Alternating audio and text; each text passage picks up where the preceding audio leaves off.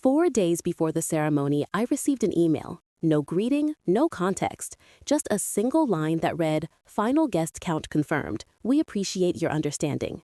Take care." My chest tightened, not from surprise, but from the quiet confirmation of something I had sensed for years, that I was never truly part of them. Not when I stayed up all night helping her with grad school applications. Not when I covered the venue deposit because her savings account was empty. Not even now when she signed off with "take care" using the same hand that had crossed my name off her list. I did not reply. I did not beg. I did not ask for an explanation. Instead, I packed my bags while they posed for engagement photos under string lights. I landed in the Maldives barefoot on white sand holding a drink I did not have to share. Then the wedding videos started appearing online. The groom had vanished, my sister was sobbing at the altar, and the internet was devouring every second. Everyone wanted my reaction. But here is the truth. They excluded me to preserve their perfect image, and somehow, without me, everything collapsed. My name is Sophia Turner. I am 32 years old, and I run a boutique consulting firm in Chicago that just secured its biggest contract last quarter. I am engaged to Marcus Hayes, who is the stillness to my storm, and until last week, I thought I was fine, being the dependable, invisible one in a very complicated family. I was halfway through folding clothes when the message arrived. My phone vibrated on the dresser, and I barely looked at it at first, assuming it was a calendar reminder or a work notification. Marcus and I were flying out the next morning, and I was finally allowing myself to feel excited after months of grinding through one draining project after another. But then I saw the name, Olivia, my sister. I opened the email and scanned it without much thought. "Hey, just letting you know, the guest count is finalized. We had to make some difficult decisions. Hope you understand. Take care." At first, I did not react. My brain simply could not process it, like it was missing context or a second part was coming. Maybe it was a mistake. Maybe she meant someone else. Or maybe my name had been accidentally left off the final version, but would still appear on the seating chart. I stared at the screen again, this time slower. Finalized, difficult decisions. Hope you understand. I was not just another guest. I was not a college acquaintance she had not spoken to in years, or a former coworker she did not want to offend. I was her sister, her only sister, and she had cut me. I set my phone down and stood still for a moment, my hand still gripping the corner of the suitcase on the bed. The hum of the air conditioner filled the silence. I could hear Marcus on a call in the living room, his voice calm and steady. The Chicago skyline outside the window glowed with that soft golden dusk light that always made the city feel gentler than it really was. But inside me, something had shifted. I picked up my phone again and opened Instagram. Olivia had posted a photo to her story just an hour earlier. It was a corkboard decorated in rose gold marker with pastel flowers doodled around the edges. Guest list finalized, so blessed for everyone who will share our special day. Below it, a list of names. I zoomed in, scanning column after column. I knew most of them. Childhood friends, extended relatives, mutual acquaintances, even her old roommate, who had once told Olivia I was too serious to be around. 148 names. Mine was not among them. A part of me wanted to laugh, just to keep from falling into that familiar hole of disbelief. I had always known Olivia could be self-centered, but this was different. This was surgical, quiet, calculated. I did not hesitate. I hit call. Mom answered on the second ring. "Oh, I see. Light and overly cheerful. Hey, sweetie, what is going on? I skipped the small talk. Olivia just sent me an email. She said the guest list is finalized and I am not on it." There was a pause, just a second, but it was enough. "Oh, honey," Mom sighed. "Do not take it personally. You know how weddings are stressful, complicated. They had to make some hard choices." She used that tone again, the one that always made me feel like I was overreacting, like I was a problem to be managed. "Mom, she invited over 140 people. She included Rachel Patterson and her husband, who Olivia has not spoken to since freshman year. I am her sister. I helped her move across the country 3 times. I loaned her money. I sat on her bathroom floor with her during panic attacks, and now she cannot even give me a seat in the back row? Sweetheart, do not do this. It is her day. You are making it about you. I almost dropped the phone. I am making it about me? She is the one who made a decision. She is the one who sent a cold, impersonal email instead of picking up the phone. And you are siding with her again? Sophia, you have always been the strong one. Olivia is under a lot of pressure. And I am not. I ended the call before she could say anything else. I stood in the center of my bedroom, fists clenched, heart racing, but oddly calm. It was not the kind of rage that needed to be screamed into a pillow. It was something colder, sharper, a realization that had been waiting in the shadows for years. I have been the anchor in our family for a long time, the one who never made waves, the one who always flew home for Thanksgiving even when my business was struggling, the one who kept quiet when Mom forgot my graduation but flew to Miami to throw Olivia a surprise birthday weekend. I was always expected to understand, but no one ever made room for me to feel anything. Sophia? I looked up. Marcus was in the doorway holding 2 mugs of tea. His expression shifted the moment he saw my face. What happened? I hesitated, then walked over to him and took one of the mugs. Olivia's wedding is next weekend. I just got uninvited. He blinked. What do you mean, uninvited? She cut me from the guest list, sent an email, 3 sentences. Mom told me not to make a big deal out of it. Marcus did not speak right away. He set his mug down, walked over and took mine from my hand, placing it on the nightstand. Then he looked at me and said quietly, "Do you want to talk about it, or do you want to leave it behind?" I felt something loosen in my chest. I want to leave it behind. Good. He pulled me into a hug, and in that moment, I knew exactly what I needed to do. I was not going to sit around Chicago next weekend refreshing social media and pretending it did not hurt. I was not going to make excuses for people who had stopped seeing me as family. Tomorrow, I would be on a plane with the man I loved, heading to a place where no one would look at me like I was too much or not enough. And this time, I would not leave any space for them to follow. The next morning, we were at the airport by 7. Marcus held my hand while we waited in the security line, his thumb tracing slow circles over my knuckles. I had not told anyone where we were going. No dramatic exit, no final words.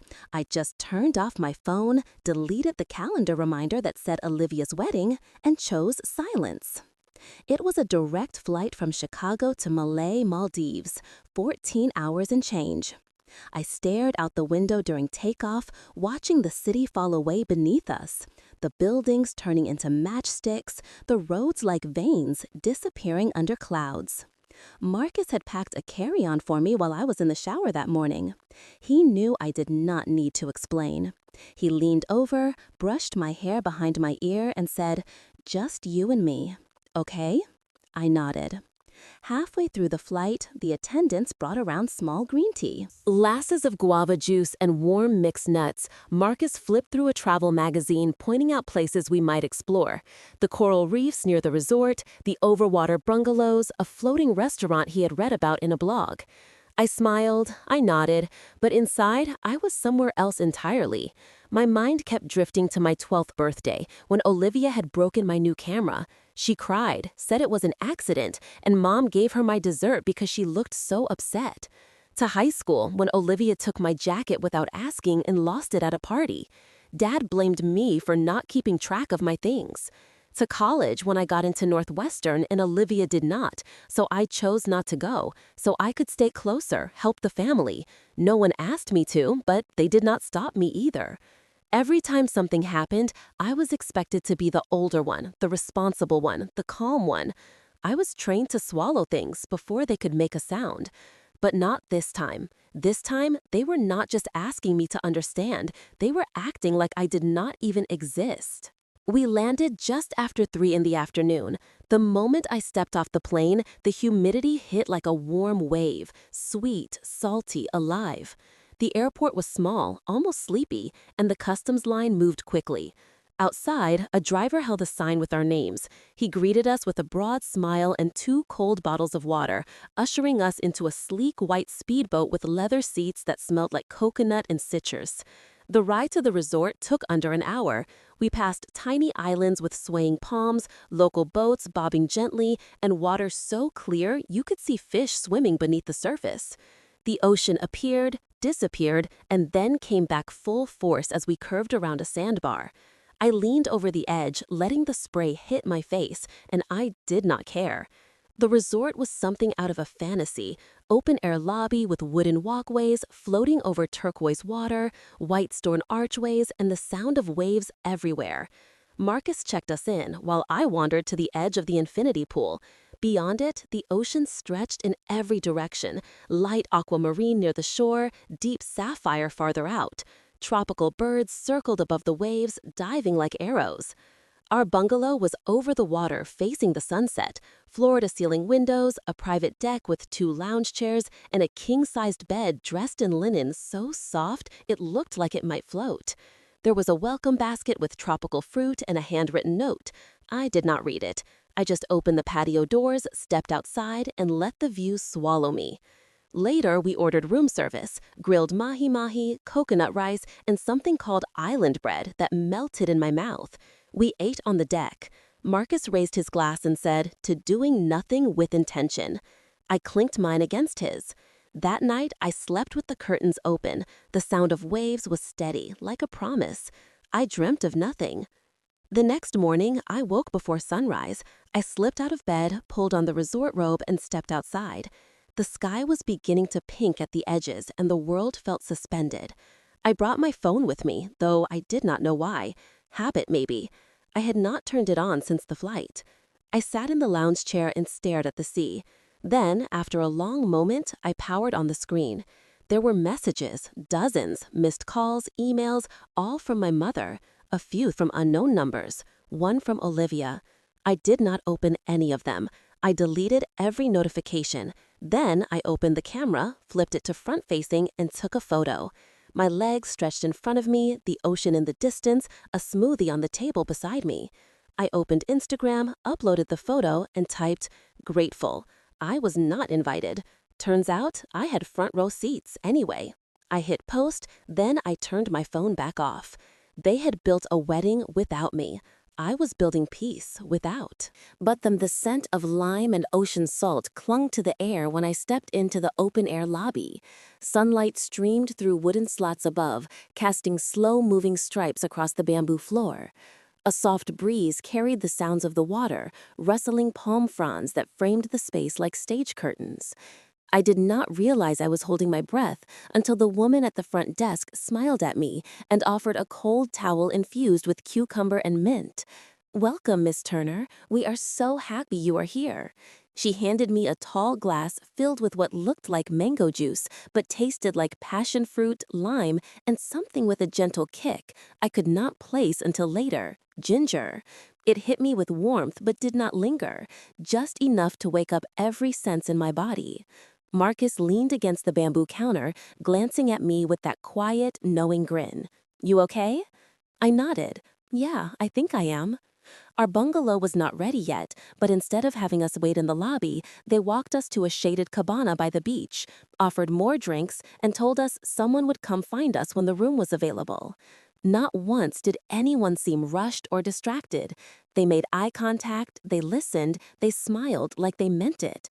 I had never experienced that kind of attentiveness without having to earn it first. In my family, being noticed meant being useful. I was the fixer, the one who made reservations, paid deposits, edited resumes, wrote cover letters, sent flowers when Olivia forgot birthdays. Being visible had always come with a job. Here, being visible was enough. Marcus and I sat by the water, our feet buried in sand that was cool near the surface and warm underneath. A couple walked past us holding hands, their flip-flops dangling from their fingers, laughing at something only they could hear. I let myself lean into Marcus's shoulder and closed my eyes. The sound of waves brushing the shore lured me into something I had not felt in a long time. Not happiness, not exactly. It was more like absence. The absence of pressure, of responsibility, of apology. Later that afternoon, we were escorted to our bungalow. The moment the door opened, I exhaled audibly. Floor-to-ceiling windows framed the sea like a living painting. The room smelled like linen and frangipani. A fruit basket sat on the table with a handwritten card that read, "We are honored to have you with us." There were no conditions attached to that sentence, just welcome. I took a long shower, letting the hot water wash off the memory of that email from Olivia, of Mom's voice, of every time I had made myself smaller to keep the peace. That night, we dressed up just a little, nothing fancy. I wore a sundress I had not touched in months. Marcus had on a linen shirt I had bought for him last birthday. We sat at the restaurant overlooking the sea, sharing plates of grilled fish and tropical salad, sipping on a cocktail the waiter called the Sunset Glow. He raised his glass to peace, he said. To being allowed to exist, I added. After dinner, we walked the beach barefoot. The moon lit the water in silver streaks. I stopped and looked out at the horizon. Somewhere out there, Olivia was trying on her wedding dress for the final fitting. My name was not on her list, and for the first time, I did not feel like that meant I had failed. The next morning, I woke up with sunlight spilling across the sheets. Marcus was already out on the deck reading. I wrapped myself in the resort robe and joined him. He handed me a mug of coffee with a slice of lime on the saucer. "They do this thing here where they add a little citrus to the roast," he shrugged. "I do not hate it." We sat in quiet for a while. The ocean was calm, the sky cloudless, birds swooped low, dipping into the waves. I pulled out my phone and looked at the screen, still off.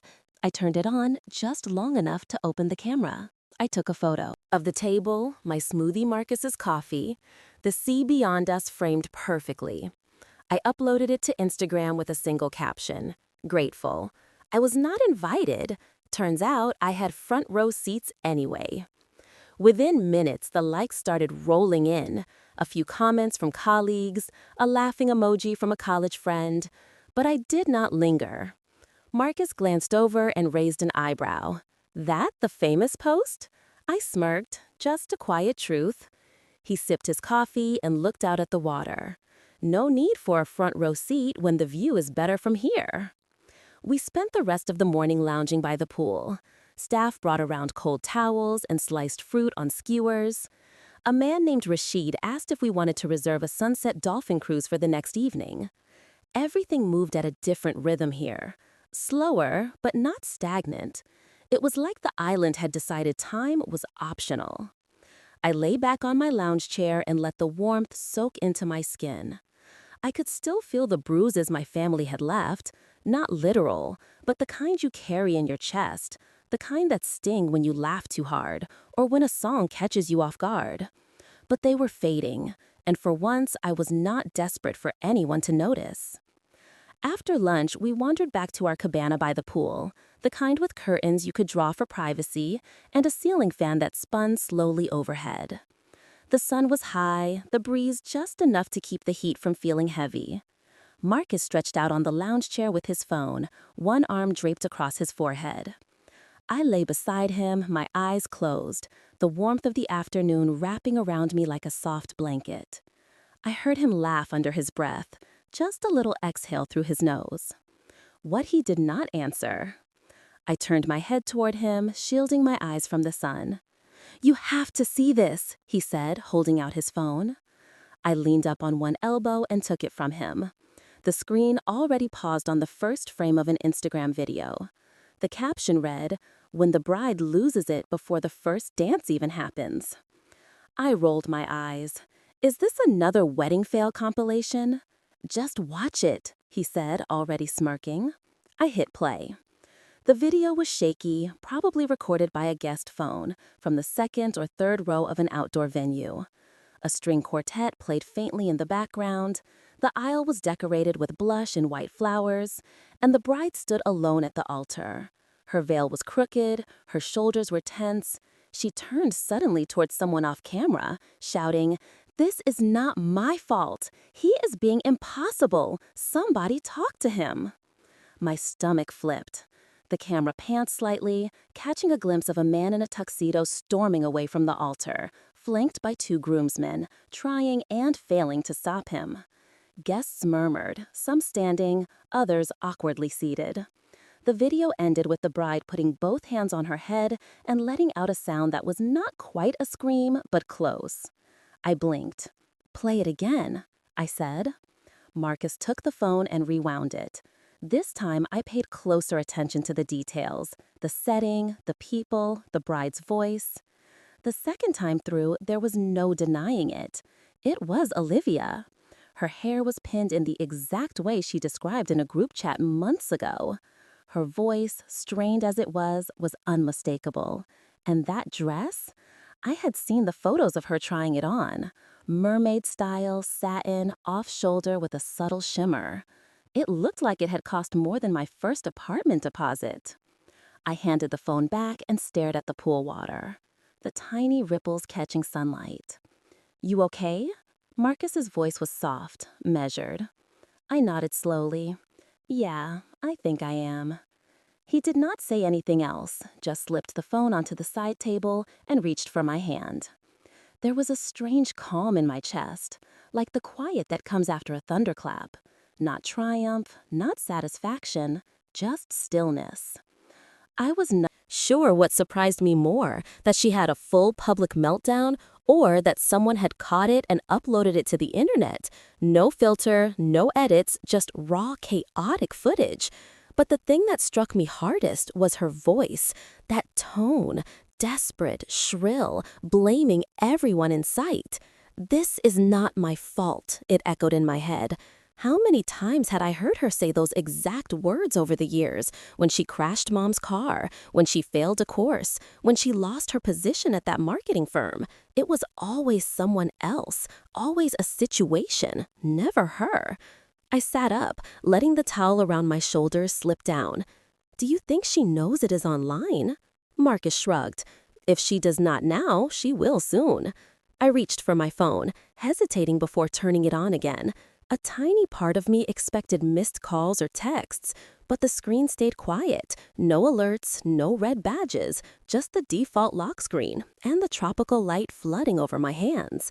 I opened Instagram and typed in a few words: bride, meltdown, wedding. The search populated instantly. The video we just watched had already hit over 400,000 views, but there were others now, different angles, different guests. Some had captions like "runaway groom chaos" or "she really said not her fault." One had a slow zoom on Olivia with the text overlay, "When your big day becomes everyone's entertainment." I did not laugh. Instead, I felt something loosening inside me, something I had not realized I was still carrying. The weight of always being the strong one, the silent one, the responsible one who stayed behind to sweep up the pieces. I was not angry. I was not even smug. It just felt like balance, like gravity had shifted, half an inch in my favor. Marcus handed me his sunglasses. "Let us go down to the beach. Come on, water is too pretty to waste." I nodded, slipping them on. We grabbed towels, flip-flops, and left our phones behind on purpose. As we walked down the steps toward the shoreline, my mind lingered on a thought I could not quite shake. Maybe the universe was not always fair, but sometimes, just sometimes, it was precise. The next morning, the sound of waves was replaced by the soft ping of notifications. I had turned my phone back on, only to silence an alarm, but now it buzzed again with a different energy. Marcus walked out of the outdoor shower, towel wrapped around his waist, rubbing his hair dry. "You seeing this?" He tossed me his phone, and I caught it instinctively. The screen was already open to Instagram. The video was loading, its title in bold white text over a still image of a woman in a mint green jumpsuit, holding a makeup brush like a microphone. "Wedding disaster of the year," it read. I pressed play. Jessica Rhodes. I recognized her from one of Olivia's posts, a makeup artist, big on social media too. Big, clearly, to care about discretion. In the video, Jessica sat in what looked like a bridal suite, filled with racks of gowns and accessories. Her makeup was flawless. She leaned into the camera and whispered like she was telling the world a bedtime story. So, I just did makeup for a wedding where the groom walked out mid-ceremony, not exaggerating. He said, and I quote, "I would rather leave now than pretend forever," then stormed out. But wait, the video cut to shaky footage of Brandon pushing through a crowd of guests, jaw tight, eyes stormy behind him. Olivia in her gown shouted his name, her voice cracking, mascara streaked down her cheeks. Then came Eleanor, Olivia's grandmother. Her voice rang louder than the string quartet had the day before. She stood in the middle of the reception, pointing a finger straight at Olivia. This is what happens when you erase people who love you. You cut out your own blood for appearances. Gasps from the crowd. Someone dropped a glass. The video ended with Jessica. Dinging back a smirk, I set the phone down slowly. My pulse was not racing. There was no thrill, just understanding. It kept going. Marcus opened another video. A guest had gone live on Instagram and was now reposting clips. The camera caught my father, red-faced, arguing with his brother Robert. "You think this is my fault? You funded it. You pushed for the fireworks and the choreographer and the ridiculous ice sculptures. You made this circus. Do not you dare!" He stormed off. The camera turned to catch my mother, sitting alone at a table, staring into the middle of nowhere, champagne untouched. Every clip, every angle, every whisper was surfacing, and for the first time in years, it had nothing to do with me. I did not share a single one, but the views kept climbing. Marcus scrolled and handed me his phone again. Look at the comments. They were brutal. Serves her right. Is it just me, or is the grandma the real one here? You know, someone was forced out before this wedding even happened. I could not stop reading, not because I wanted revenge, but because for the first time, strangers saw what I had lived through for decades. They did not know my name, but they knew hers, and they were not buying the fairy tale. One video caught my attention more than the others. It was short, only 20 seconds, but powerful. It showed Olivia sitting alone on the edge of the dance floor, barefoot, holding the hem of her dress in one hand and her phone in the other. She was scrolling, watching herself fall apart in real time. Someone behind the camera whispered, "She is seeing it now." Marcus leaned over, sipping coffee from a mug he brought up from the breakfast cart. "You okay?" "Better than I thought I would be," I said. "It is like they are unraveling on their own."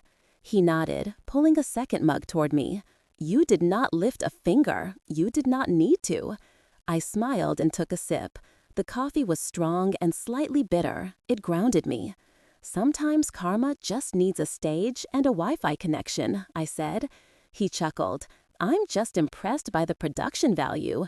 There were videos from every table, edits with music, even a slowed-down replay of Brandon walking out with dramatic violin over it.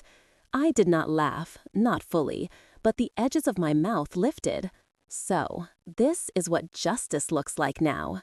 Marcus raised his mug, digital and devastating. I watched as another video loaded. This one was shot vertically, a bit blurry, but the audio was clear. My Aunt Carol whispered into her husband's ear, "Do you think Sophia knows?" Her husband shook his head. "She is probably off living her best life." I pressed pause. That was enough. I set the phone down and walked to the edge of the deck. The breeze pulled at my robe. The beach below was quiet, waves lapping the shore in soft rhythm. They were self-destructing without my help, without my presence. Every piece of the illusion they tried to build for Olivia was collapsing, not because the truth does not stay buried, not forever. Marcus joined me, wrapping his arm around my waist. "You want to go snorkeling today?" I leaned into him, watching the water shift colors under the morning sun. "Let us do that. Let us be somewhere without cell service." We left our phones inside, letting the door click shut behind us. The ocean waited, and for once, I was not looking back. By the time we got back to the bungalow, sand still on our ankles and salt drying in our hair, the internet had exploded. Marcus unlocked his phone to check the weather. Mine stayed off, half buried in a towel with my sunglasses. But I saw it in his face before he said a word. 12 million views. Hashtags trending. Which one? He showed me the screen. Turner's wedding disaster. Top of Instagram. Stitched, remixed, even quoted in news headlines. A pop culture podcast was already dissecting it, with a thumbnail that read, "What really happened at the Turner wed." I did not ask for details. He passed me a towel and kissed the top of my head. "Take your time." I walked to the outdoor shower and let the water run over my shoulders, clearing sunscreen and salt. My thoughts stayed quiet. No bitterness, no gloating, just a kind of settled stillness I had not felt in years. When I finally turned my phone back on, it vibrated for what felt like a full minute. Notifications flooded the screen, faster than I could swipe. Text from Mom first. Time in over a year. Your sister needs you, come home. One from a number I did not recognize. Please, your family needs help. Another, they are saying awful things about her. You are the only one who can fix this. I stared at the words until they blurred. None of them said sorry. None said we were wrong. Just need, expectation, urgency that had nothing to do with love. I clicked block one by one, then closed the Messages app altogether. Marcus was sitting on the deck with a drink in hand and his feet propped on the railing, they reaching out.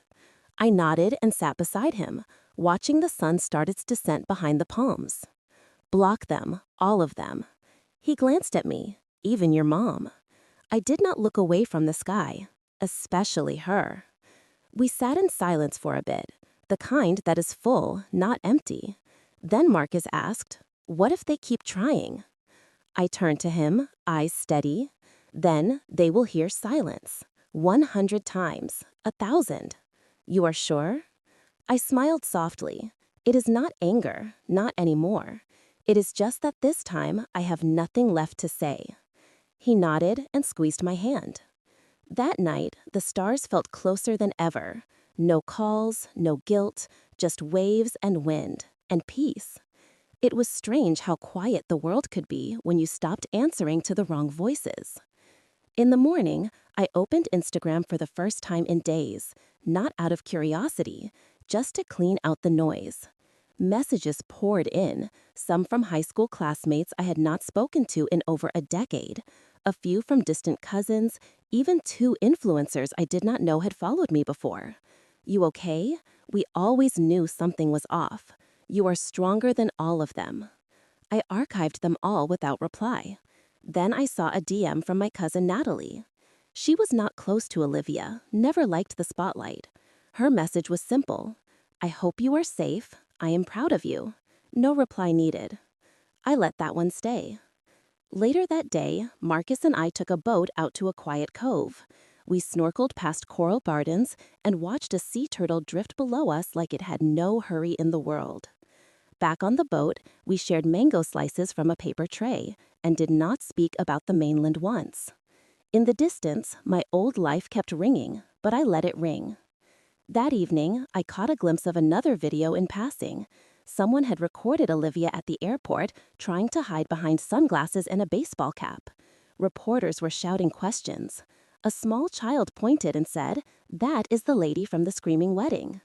I did not watch the full clip, just closed the app and slipped my phone back into the drawer. There was a kind of finality in that choice. Not petty, not cruel, just done. We made dinner ourselves, grilled fish, pineapple slices, a bottle of wine we had been saving.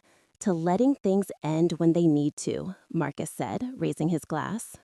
"To choosing peace without permission," I answered. We clinked glasses, and somewhere beyond the crashing waves and the rustle of palms, my name might have been spoken in rooms full of regret and desperation. But none of that reached me here. Here, I was not the sister they forgot or the daughter they dismissed. I was not their fixer or their fallback. I was just me, and that was finally enough. The next morning, I sat on the deck with a bowl of papaya and lime. the air still warm with sea salt and slow breezes. Marcus was inside making coffee, humming something off-key, when he called out for me to come look. Tipped the television, I thought maybe it was another weather warning or a flight update. Instead, I walked in to see my face, my actual face, on the corner of an ABC morning segment. The banner read, "Viral Vows Gone Wrong." Beside it, an Instagram montage played on loop. It started with drone footage of the beach ceremony, zoomed in on Olivia's panicked expression, then cut to a clip of the makeup artist throwing down a veil and yelling something unintelligible. Then came the crowd footage, including someone shouting from behind the phone camera, "That is the sister, the one they erased." I stood frozen, a piece of fruit still halfway to my mouth. Marcus grabbed the remote and turned up the volume. The anchor and cultural correspondent, both in polite media tones, were trying to dissect the social response. One commented on the sharp divide between curated family perfection and messy real-world betrayals. The other cited the hashtag Turner Wedding Disaster. That tag had already hit 12 million views. 12 million strangers watching the implosion of a family I had tried so hard to hold together. Marcus looked over at me carefully. "You okay?" I nodded, but I was not sure what I was feeling. Not quite shock, not satisfaction either. Just clarity, the kind that comes not from triumph, but from truth finally being louder than denial. Later that afternoon, I opened my laptop for the first time since arriving in the Maldives. My inbox had exploded. At least 25 brands were pitching partnerships. A wellness retreat wanted me to host a boundaries workshop. A podcast titled Sibling Secrets, Real and Raw offered a feature episode. Another suggested a capsule clothing line called Uninvited but Unbothered. I scrolled past the noise. Then I saw it. Subject, request for interview. Claire Mitchell, ABC Arts and Culture. It felt oddly formal, almost gentle. I clicked. "Dear Sophia, my name is Claire Mitchell, a correspondent with ABC's Culture Desk. We have been covering the viral Turner wedding story and the surrounding public discourse. If you are open to it, we would love to hear your side. Not a scandal, but the story in your voice, in your timing. No pressure, just an open invitation. Warm regards, Claire." I read it 3 times. It was the first message that did not feel like someone trying to make me a product. It was quiet, considerate. Still, I did not reply. Instead, I closed the laptop and walked barefoot along the shore until the sun tilted west. The sky bloomed with coral and violet. Each wave erased the last. My thoughts followed that rhythm, rising, pulling back, quiet again. That night, Marcus handed me his phone with an open article. Olivia had released a public statement through her publicist. The title, "The Truth Behind the Wedding Day Disaster." Her quote stood out in bold. "I trusted the wrong people. Some energy in the room was just hostile." There it was, her version. I was not even named, but it was clear who she meant. The jealous one, the shadow. I did not get angry. I did not cry. I just took a long breath and handed the phone back. Later, Marcus found me sitting on the deck with my phone in hand. I opened Instagram, chose a photo he had taken 2 mornings ago. It was just my face, no filter, no makeup, damp hair curled slightly from the sea. My expression, quiet but not small, a woman who was not performing. I typed a caption. "I was uninvited, now I am uninterested." No tags, no hashtags, no grandstand. I posted it, then turned the phone off and went inside. By sunrise, it had over 500,000 shares. The world had not just noticed, it was listening. By noon, Claire emailed again. "Sophia, your post was powerful. We are also organizing a summit event next month in San Diego. The theme is Reimagining Boundaries. We would love to invite you as a speaker, if that is something you would ever consider. Topic suggestion: On boundaries with family. No pressure, just a space. Warmly, Claire." I read it aloud to Marcus while we were finishing breakfast. He stirred his coffee and leaned back. "That is something I know. Do you—" I paused. I never planned to tell this story, not to strangers, not on a stage, but maybe it was already out there. Maybe not telling it would mean letting others define it for me again. I do not know. I just want it to disappear. And instead, your truth lit up the sky." He laughed softly. "That might be the most poetic thing you have ever said." He grinned. "You make me poetic. But seriously, whatever you decide, make sure it is because it feels right, not because they expect you to play a role again." That afternoon, I opened a new document, just the blank screen. No title, no outline, but the words came anyway. Not because I had to say them, but because this time they were mine, and I was ready. The call came just as the sun slipped beneath the horizon, casting the sky in soft lavender and peach. I had been sitting on the terrace with a book. I was not really reading, letting the ocean's breath fill the spaces silence used to occupy. Marcus handed me the phone, screen glowing with a familiar name, Eleanor Dawson. I had not spoken to my grandmother in over a year. She had stopped attending family events long before I was officially erased. Her silence, more of a protest than a surrender. She was my father's mother, and unlike my mother's side of the family, she had always seen me, really seen me. I hesitated, then answered. Her voice was raspy but steady. "Sophia, sweetheart, I hope I am not interrupting." "Not at all, Grandma." She exhaled slowly. "I wanted to tell you something. I should have done it years ago, but I did not know if it was my place. Your grandfather left a will, a different one than the family told you about. He updated it before he passed, made sure you were the primary beneficiary. He wanted you to have the Lake Tahoe cabin, his trust in the investment firm, and a few other assets." I blinked. "But they said he left everything to Mom and Aunt Diane." "He did not. That is what your mother wanted everyone to believe. But the signed version, the final one, was with my attorney, Rebecca Stone. She is still in practice, and we are working to make it right." I did not speak. I was not shocked, not anymore. My body did not even react with anger, just a cool wave of confirmation. Eleanor continued. "Your mother knew. She was in the room when he signed it. But when he passed, she convinced everyone that the older version was final. And I let her. I did not want the family to break apart even more." My stomach sank, not from betrayal, but from the weight of generational silence. "Why now?" I asked gently. "Because I saw you on the news, and I realized you have been carrying weight that never should have been yours." There was a long pause between us, filled only by birds calling somewhere in the distance.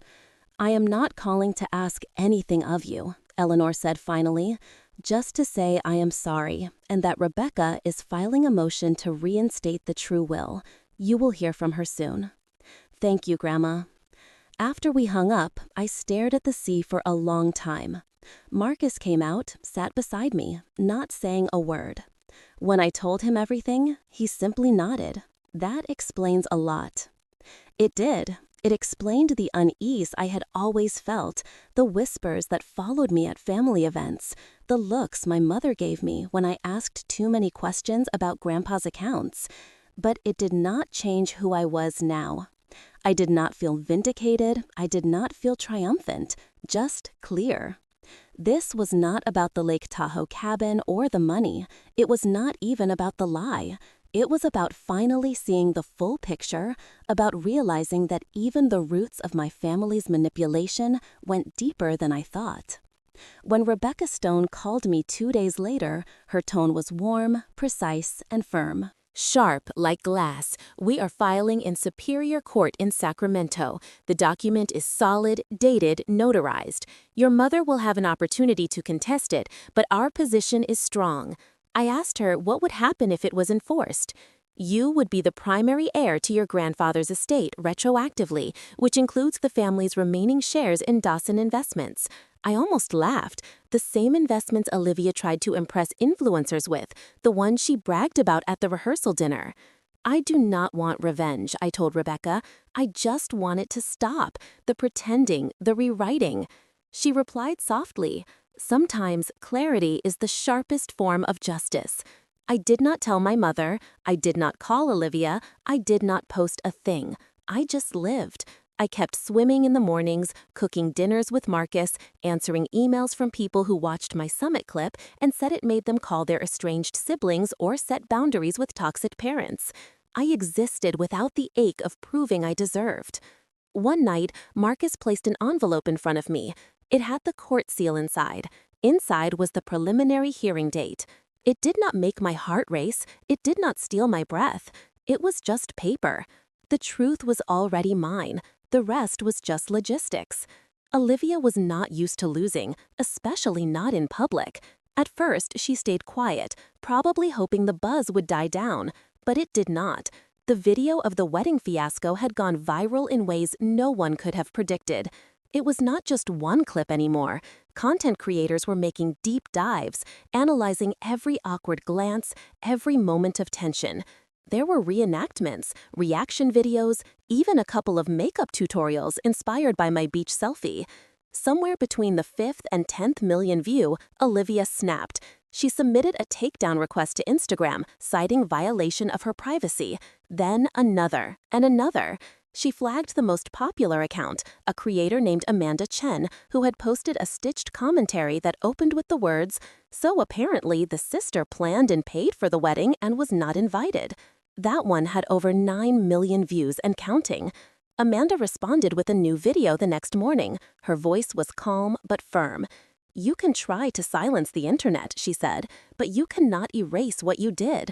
Just because it is inconvenient now, the truth does not violate privacy. It just shines a light where you hoped no one would look."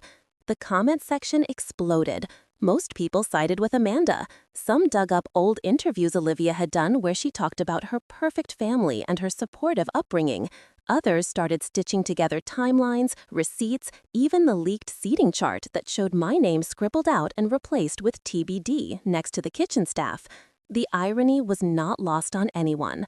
By that weekend, a new phrase was trending: "Justice for Sophia." It was surreal. I never asked for any of it. I never thought people would care this much, but they did. Not because I was special, but because the story was familiar. People knew what it felt like to be left out, to be replaced, to be made to feel invisible by those who should have protected you. And now, Olivia was learning what it felt like to be held accountable. She tried a different approach next, a live stream. I was not watching it live, but Marcus was. He called me from the guest room, voice tight with disbelief. "You are going to want to see this." I walked into the main room where the television was on and muted. Her face already filling the screen. Eyes red, makeup streaked, voice trembling. "I did not want to lose my sister," she said. Her hands were shaking. "I never meant to hurt her. I just wanted things to be perfect." The chat was brutal. "Then why did you erase her? Perfect for who? Your Instagram followers? You knew she paid and still cut her out." The comments kept pouring in. Marcus glanced at me and handed me the remote. I turned the volume down even lower until it was just a whisper under the ceiling fan. "She is not crying because she lost you," he said.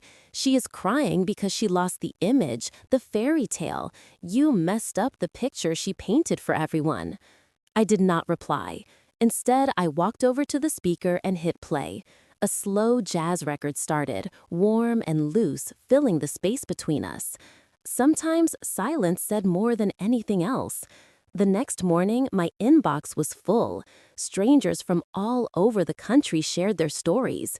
Women who had been written out of wills, daughters who were pushed aside for prettier sisters, artists whose families only supported them once success became profitable. It was not just me. It never was. One message stood out. A mother wrote, "My teenage daughter watched your summit clip last night. She turned to me afterward and said, 'Maybe I do not need to chase them anymore. Maybe I can just chase me.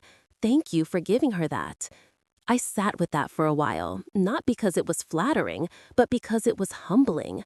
What started as pain had turned into something larger than me, something freeing. Meanwhile, Olivia tried to pivot again. She posted a curated carousel on Instagram, pictures of us as kids, captions about forgiveness and healing, a quote from some therapist she probably never saw. Comments were turned off. Marcus laughed when he saw it. "She is trying to rebrand," he said. But I was not interested in fighting her anymore or correcting her version of the story. I had said what I needed to say by doing what she never expected me to do, leaving, not begging, not explaining, not returning for one last talk, just leaving. Let her cry, let the comments come, let the internet do what it does. And if she ever really wanted to understand what she lost, she would have to do the work, the quiet kind, the lonely kind, the kind that no live stream could fix. By the end of the week, Instagram had reinstated all the removed videos. The platform released a statement saying that the content in question did not violate any privacy rules and was protected under commentary and public interest. Olivia never addressed that. She stayed offline after that, at least for a while. Marcus and I took a walk that night, the stars clear over the beach. We did not talk much, just the sound of waves and our footsteps. After a while, he asked, "So, do you think they will ever really see you? Not just notice you, see you?" I stopped and looked out at the dark water. "They saw what they wanted to see," I said. "A version of me that stayed useful, quiet, and small. And now I do not need to be seen by them. I just need to stay visible to myself." He smiled and reached for my hand. "Come on, the tide is going out." We turned back toward the bungalow, the jazz still drifting faintly through the screen door, the night folding gently around us. And for once, there was nothing left I needed to prove. The water was still when we stepped onto the dock, golden light stretching across its surface like a quiet promise. Marcus handed me my paddle and did not say a word, and I did not need him to. We pushed off gently, our boards gliding side by side into the open cove. I had never been good at silence before. In the past, I would have tried to fill it with questions, explanations, apologies. But that evening, under the slow fading sky, I let it be what it was. Clean, simple, undemanding. A dolphin surfaced ahead of us, fins slicing the water, and I smiled. Not because it was particularly meaningful, but because it reminded me that things could be beautiful without being symbolic. Not everything had to lead to something else. Back at the bungalow, my phone buzzed. I did not check it right away. It was too nice out, too still. But once we had rinsed the boards and put them away, I picked it up. And saw the name Claire. Her message was brief. She said the podcast had taken off since the video went viral, that people wanted to hear from me directly, that I could talk about what really happened in my own words, in my own time. No edits, no filters, just me. I stared at the screen for a moment, thumb hovering. Then I locked the phone and left it face down on the deck table. I had already told my story, not for attention, not for justice, but to let it go. Another message came in a few minutes later, but this time it was not to me. Marcus was reading something on his tablet, frown pulling at his mouth. He looked over and said softly, "Your mom emailed me." I blanked. What he held out the tablet and I saw the subject line is, "She's still mad at us?" There was no greeting, no warmth, just those words, as if anger was the only explanation for distance, as if hurt had an expiration date. I did not say anything, just reached for my phone, opened my email app, and typed her address into the block list. Then I hit confirm. Marcus did not try to stop me. He did not even ask if I was sure. He just watched me quietly and then slid the tablet aside. It was not about revenge anymore. It was not even about pain. It was about space, boundaries, breathing room. Later that evening, we walked down to the pier again. The sun was lower now, melting into the horizon, painting everything in soft amber and rose. I sat on the edge of the dock, bare feet skimming the surface, watching a lone sailboat drift past the mouth of the bay.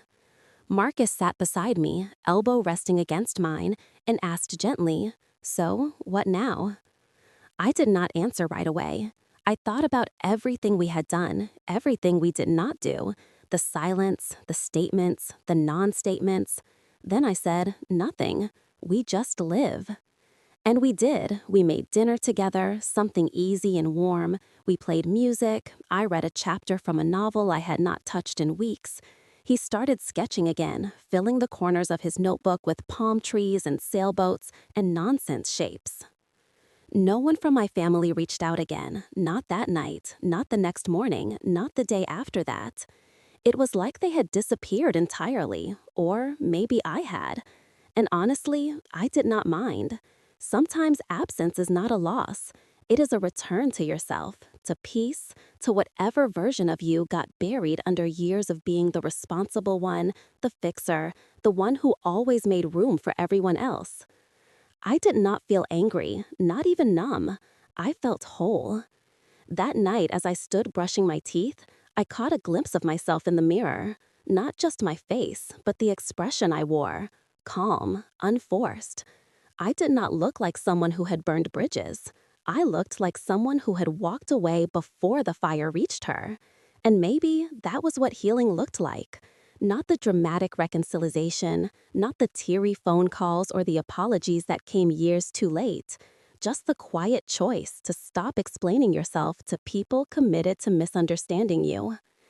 The next morning, we paddled out again. The water was glass, the world was hushed, and for the first time in a long time, I did not feel like I was waiting for anything to happen. I was just there, moving forward. The pen hovered above the paper longer than I expected. I had been staring at the blank page for 20 minutes, the ocean beyond the deck railing whispering like it was daring me to tell the truth, not to anyone else, just to myself. I did not know what I was hoping to accomplish when I opened the notebook. Closure, control, a rewrite of the past that would never come. Still, something inside urged me to start, so I did. Dear Patricia, I do not know if you will ever read this. I am not even sure I would want you to, but I think I need to say these things out loud, even if no one is listening. I told myself I had let go. I convinced myself that what you said or did not say, no. Amir had power over me, but the truth is, some wounds do not announce themselves as pain. They sit quietly, rearranging the way you walk through life. I paused, pressing the tip of the pen into the page until it bled through slightly. I wrote about the piano recital when I was 8, the one you missed because Olivia had a fever. I did not blame you then. I do not even know. But when you did not ask how it went, did not even mention it the next morning, I stopped practicing for months. You never noticed. I wrote about 9th grade career day. I stood at the front of the auditorium with my handmade poster about environmental science while every other kid had a parent beside them. You said you had a meeting. I remember scanning the back row just in case. I wrote about the day Olivia's car broke down and you called me, not to say hi or ask how I was doing, but to wire her the money from my savings account. You never asked if I was okay with it. You just assumed I would say yes. I did. But it chipped something in me. And then I wrote this. For a long time, I believed love was measured in usefulness, that if I was needed, I would be wanted. If I fixed enough things, solved enough problems, stayed small enough not to inconvenience anyone, then I would earn a seat at the table. But I have learned something else now. Real love does not need debt to feel valuable. I closed the notebook and stared at the ink still drying on the last line. The sky outside was shifting, the tropical sun beginning to lower itself toward the horizon, throwing orange and lavender into the clouds. I held the letter against my chest for a moment, then folded it gently and slid it into an envelope. No address, no stamps, no intention to send. I placed it in the nightstand drawer, closed it slowly, and let out a breath I had not realized I was holding. It felt like finishing a chapter, not with a slam, but with a soft final turn of the page. That night, Marcus and I sat out on the beach, a small bonfire crackling in front of us.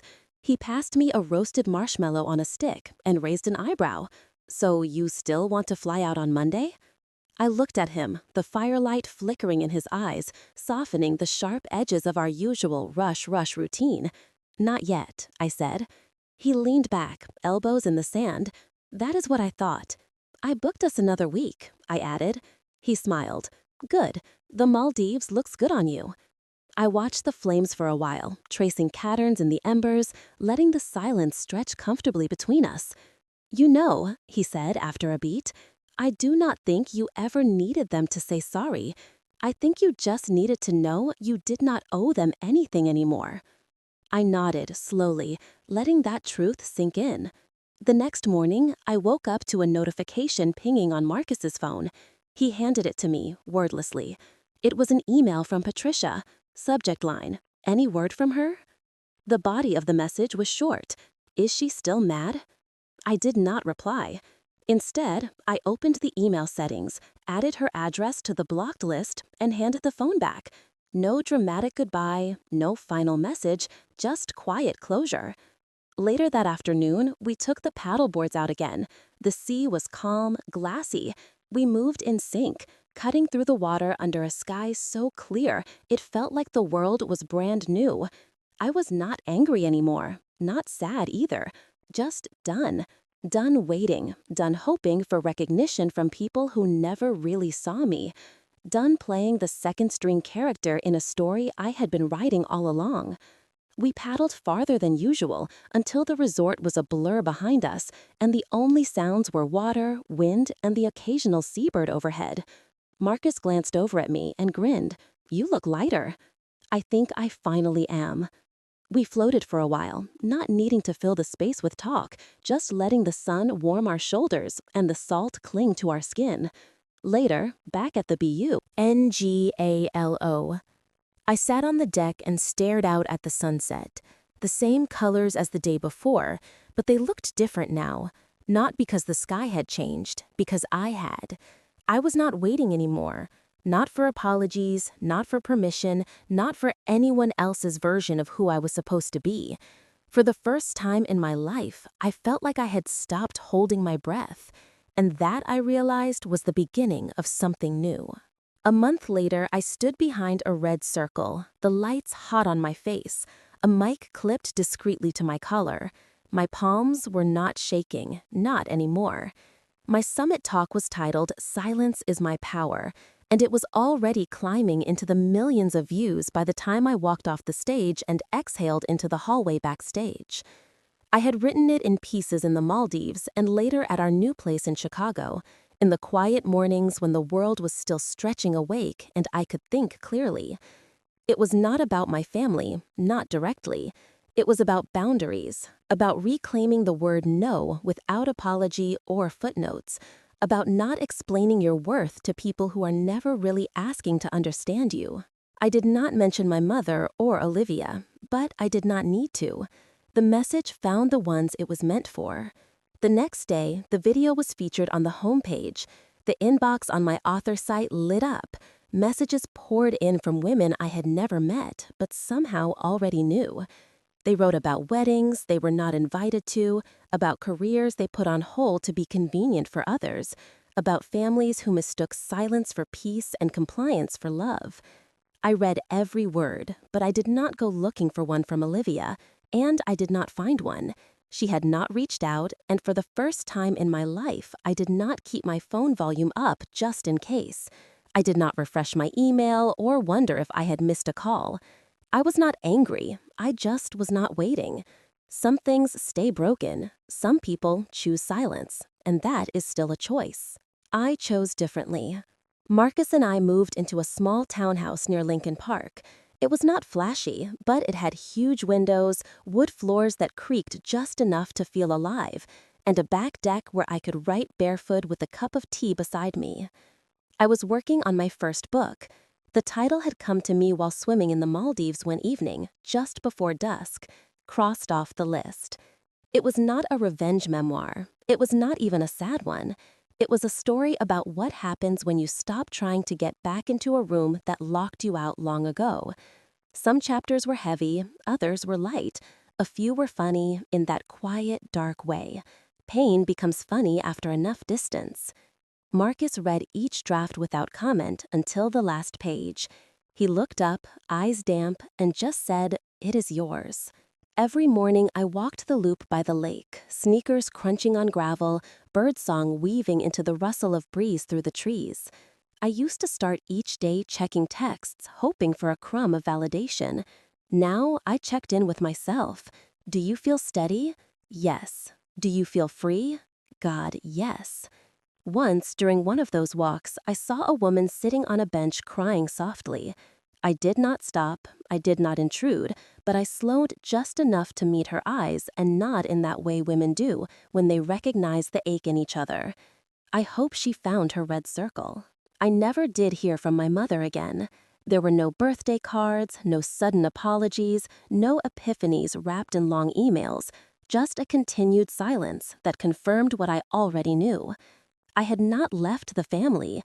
I had simply stopped running to keep up with a version of it that never truly included me. Some days I wondered if she watched the summit talk. If she did, I imagined she did not recognize herself in it. And that was fine. Healing did not require their understanding. It only required my own. When the book sold, my agent called with tears in her voice. "See," she said, "you are going to help so many people." I smiled and told her I just helped one. Me, Marcus, and I cook dinner most nights. Nothing fancy. Tacos, roasted vegetables, pasta with too much garlic. We played music loud and danced in the kitchen while the rice boiled over. We made plans for trips we had not booked and laughed about the absurdity of seating charts and monogrammed napkins and people who needed power more than they needed peace. I had once believed family meant belonging, no matter the cost. Now I understood that sometimes choosing yourself means losing the table you were never truly welcomed at. They held a wedding without me, and I built a life without them. If you have ever been erased, overlooked, told to be smaller, quieter, easier, or more convenient just to stay in the room, know this: you are not the problem, and your voice is not too loud. So tell your story, loudly or softly, in ink or pixels, or whisper to the wind. But tell it, because the ones who tried to write you out, they do not get to write the ending. You do.